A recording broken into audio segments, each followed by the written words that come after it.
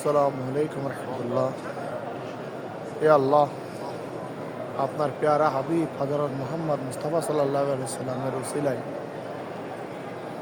পবিত্র মনোয়ারা মদিনার রহমতের উসিলায় আমার কন্যা কাদিজাতুল কুবরা নাহিনের যেটা অসুস্থতা উনি ভুগতেছেন, এটা আল্লাহ আপনি ভালো করে দেন। আল্লাহ আপনি চাইলে সব কিছু পারবেন।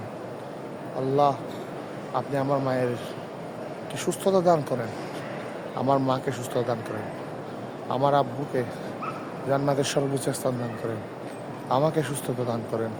আল্লাহ দুনিয়ার যতটুকু মাকলুক আছে সবাইকে সুস্থতা দান করেন।